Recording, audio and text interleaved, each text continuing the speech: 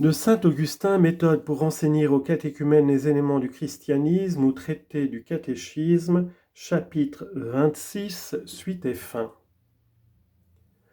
Trouves-tu que j'ai passé trop de temps à instruire le catéchumène que je me figurais avoir sous les yeux? Tu peux être plus court et je crois qu'on ne doit pas être plus long. Observons néanmoins que les auditeurs présents réclament parfois plus que n'exige la fonction sacrée en elle-même. Lors donc il faut être court, vois comme il est facile de tout dire en peu de mots. Suppose encore une fois que tu es visité par un homme qui demande à devenir chrétien. Tu l'as interrogé, et il t'a répondu comme l'autre, car s'il n'avait pas répondu de la sorte, il faudrait l'avertir d'y répondre.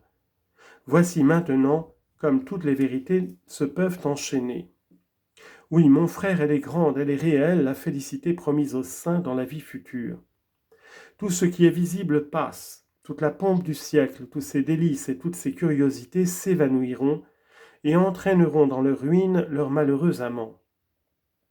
C'est de cette ruine, c'est-à-dire des peines éternelles, que Dieu dans sa miséricorde a voulu préserver les hommes, pourvu qu'ils ne demeurent pas leurs propres ennemis et qu'ils ne résistent pas à la tendresse de leur Créateur. Et dans ce dessein, il leur a envoyé son Fils unique, son Verbe égal à lui-même, le Verbe par qui il a tout fait. Tout en conservant sa divinité, sans quitter le sein de son Père et sans changer en quoi que ce soit, ce Verbe, en venant parmi les hommes, s'est rendu visible à leurs yeux, en se faisant homme et en revêtant une chair mortelle. Par là, de même que par un seul homme, le premier homme ou Adam, succombant devant sa femme que le serpent avait séduite, et transgressant avec elle le commandement divin, la mort est entrée dans ce monde. Ainsi par un seul homme encore, lequel est tout à la fois Dieu et Fils de Dieu, par Jésus-Christ, une fois tous leurs anciens péchés effacés, ces fidèles pourront entrer dans l'éternelle vie. Confère Romains 2, 4 et chapitre 5, versets 12 à 19. Aussi bien tout ce que tu vois maintenant dans l'Église, tout ce qui se fait au nom du Christ par tout l'univers, est prédit depuis bien des siècles. Nous voyons ce que nous lisons, c'est ce qui affermit notre foi. Le déluge autrefois se répandit sur toute la terre afin de là débarrasser des pécheurs. En y échappant dans l'arche, Noé et sa famille n'étaient-ils pas un symbole de l'Église à venir, puisqu'aujourd'hui elle vogue sur les flots du siècle et se sauve du naufrage en s'appuyant sur le bois de la croix du Christ.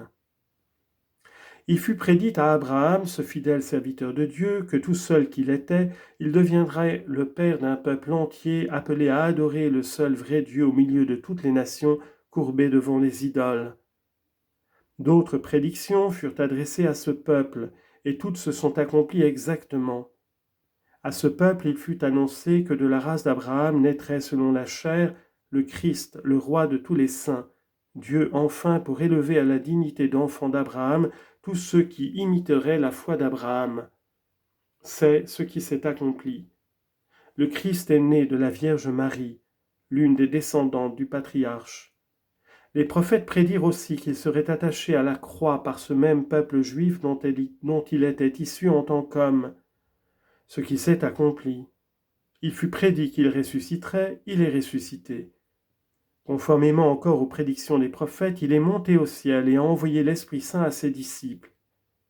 Ces mêmes prophètes et notre Seigneur Jésus-Christ ont prédit que son Église se répandrait dans tout l'univers, qu'elle y serait comme semée par les martyrs et les souffrances des saints, et ils ont prédit cela à l'époque où son nom était tout à la fois ignoré des gentils et tourné en dérision partout où il était connu. Or, grâce à ces miracles, tant à ceux qu'il a fait par lui-même qu'à ceux qu'il a fait par ses serviteurs, aujourd'hui qu'on publie ses prédictions et qu'on y croit, nous en voyons l'accomplissement. Nous voyons même les rois du monde, jadis persécuteurs des chrétiens, courbés maintenant sous le nom du Christ. Il a été prédit encore que de son Église sortiraient des schismes et des hérésies qui, partout où ils le pourraient, chercheraient en son nom non pas sa gloire mais la leur. Nous voyons également l'accomplissement de ces prédictions. Ne doit-on pas en conclure que ce qui reste s'accomplira aussi? Si les premières prédictions se sont réalisées, les dernières se réaliseront. Oui, viendront les afflictions encore réservées aux justes, viendra aussi ce jour du jugement, qui séparera au moment de la résurrection des morts les impies des saints. Non seulement les impies qui sont en dehors de l'Église du Christ, mais encore ceux qui en sont comme la paille, et qu'elle doit endurer avec une invincible patience jusqu'à ce qu'il les vanne enfin et les jette dans le feu qui leur est dû. Quant à ces hommes qui se moquent de la résurrection, qui s'imaginent que cette chair une fois pourrie ne saurait se ranimer, ils la reprendront pour leur malheur, et Dieu leur montrera qu'après avoir pu créer les corps quand ils n'existaient pas, il peut en un clin d'œil les rétablir tels qu'ils étaient. Pour les fidèles qui doivent régner avec le Christ, ils mériteront en ressuscitant d'être transformés, d'être incorruptibles comme les anges, de devenir égaux aux anges. Confère Luc 20, 36.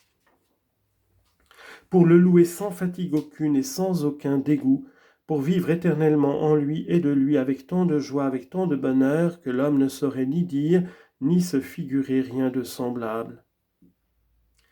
Fortement convaincu de ces vérités, prends garde aux tentations, car le démon cherche à se faire des compagnons d'infortune. Que cet ennemi ne parvienne ni à te séduire par le moyen de ceux qui sont en dehors de l'Église, païens, juifs ou hérétiques, ni à te faire imiter ceux qui devant toi et au sein de l'Église catholique se conduisent mal, s'abandonnent sans frein au plaisir de la bouche et du ventre, à l'impudicité, aux vaines et désordonnées curiosités, des spectacles, des enchantements et des présages des démons. Tu les imiterais en t'environnant des pompes et des folles grandeurs de l'avarice et de l'orgueil, ou en menant une vie que condamne et punit la loi divine. Joins-toi plutôt aux bons chrétiens, et tu en découvriras aisément si tu es bon toi-même. Adorez Dieu ensemble et aimez-le d'un amour pur. Il sera toute notre récompense lorsque dans cette autre vie nous jouirons de sa bonté et de ses charmes. Il faut l'aimer toutefois non pas comme on aime ce qui est visible, mais comme on aime la sagesse, la vérité, la sainteté, la justice, la charité et autres perfections semblables, considérées non pas telles qu'elles sont dans l'homme, mais telles qu'elles sont dans la source même de l'incorruptible et immuable sagesse. À tous ceux donc que tu verras remplis d'amour pour ces perfections, unis-toi afin de te réconcilier avec Dieu par le Christ qui s'est incarné pour devenir médiateur entre Dieu et les hommes. Quant aux méchants, tout en les voyant pénétrer dans l'enceinte de l'Église, où toutefois ils y pénètrent, ne crois pas qu'ils entreront dans le royaume des cieux. S'ils ne se convertissent, ils seront rejetés chacun en son temps. Ainsi prends les bons pour modèles, tolère les méchants, aime tout le monde, car tu ignores ce que sera demain, celui qui est bon, celui qui est aujourd'hui mauvais. N'aime pas dans les méchants leur injustice, aime leur personne pour qu'ils deviennent bons. Il ne nous est pas commandé seulement d'aimer Dieu, mais encore d'aimer le prochain, deux préceptes qui résument toute la loi. Confère Matthieu 22, 37 à 40. Or, on accomplit cette loi qu'après avoir reçu le don de Dieu, l'Esprit Saint égal au Père et au Fils, car les trois personnes ne font qu'un seul Dieu. C'est en lui qu'il faut placer notre espoir et non pas dans l'homme, quelque mérite qu'il ait d'ailleurs. Quelle différence effectivement entre celui qui nous justifie et ceux qui sont justifiés avec nous. De plus, la cupidité seule ne sert pas au diable d'instrument pour nous tenter. Il nous tente encore en nous inspirant la crainte des dérisions, des souffrances et même de la mort. Néanmoins, plus l'homme souffre pour le nom du Christ et pour l'espoir de la vie éternelle quand il reste fidèle au milieu de ses afflictions, plus sera grande sa récompense, au lieu qu'en succombant devant le diable, il partagera sa damnation. Or, les œuvres de miséricorde, jointes à une pieuse humilité, obtiennent de Dieu pour ses serviteurs la grâce de n'être pas tentés au-dessus de leurs forces. Confère 1 Corinthiens 10, 13. Que le Seigneur vous bénisse.